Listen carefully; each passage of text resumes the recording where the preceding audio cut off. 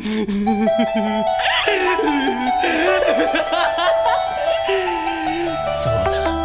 がキラだ。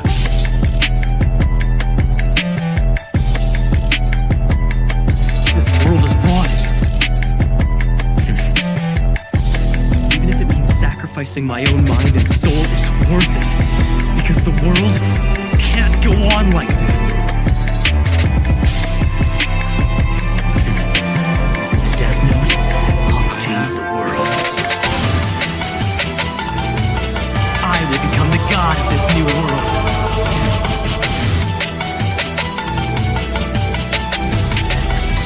That's right, I am Kira.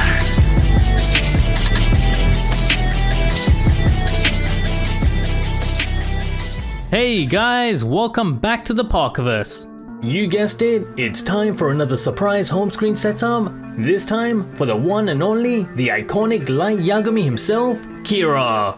This is going to be another one in my series on how to customize your home screen like a pro. A series where I show you how you can easily and quickly get these stunning minimalistic setups on your Android phones. So if you haven't already, make sure you check out the previous episodes. And following that format, I'm going to show you how you can take a basic home screen setup and turn it into something like this. But before we get started, if you like this video and want to see more just like this, make sure you like and subscribe to help support the channel. And don't forget to submit your live wallpaper and home screen requests right from within the Epic Live Wallpaper app. Just head to the live section and then click on the request button. And remember to boost your favorite ones using both the heart and the booster buttons here. So here he is, with Death Note in hand and under the gaze of Ryuk, one of my personal all-time favorite characters, Light Yagami. This one is yet another live wallpaper you're not going to find anywhere else, with the pages of the Death Note forever falling. And as for the home screen itself, I've gone for the elements running down both sides of our screen to fully show off this awesome backdrop, using a red and white theme splashed across the app icons as well as the home screen widgets. Speaking of which, this setup sports two different custom widgets, a bold date indicator at the top of our screens and a music indicator at the bottom.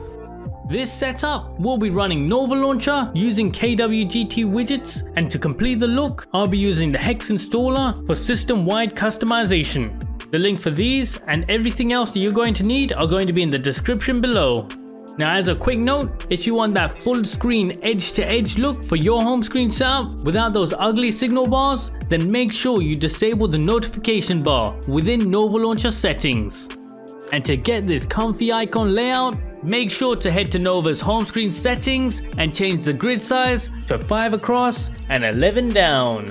And to really clean up your home screen, I highly recommend you turn off icon labels and decrease your icon size, as well as disabling your home screen dock. So now that we have that out of the way, the icon pack that we're using in this setup to give us this red and white look is the Red Mia pack. Just simply head to Nova's look and feel section and set the pack as your system icons. And before we go any further, make sure you grab this unique wallpaper from my very own custom creation app. Just simply head to the live video section and you'll find it there.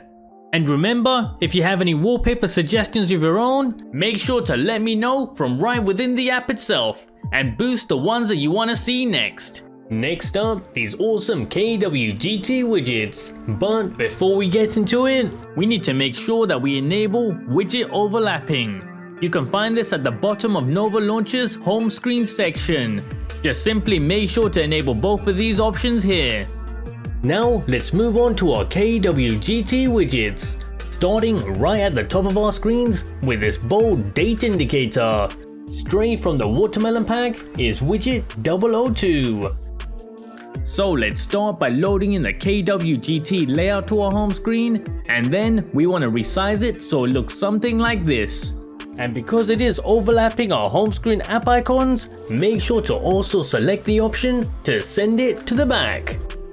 Now within KWGT, we're going to start things off by adjusting the widget size. To do this, we're going to head to the Layer tab. Here, we want to adjust the scale option. For my screen size, I went for a setting of 100. Next up, let's remove that spacing at the top of our widget.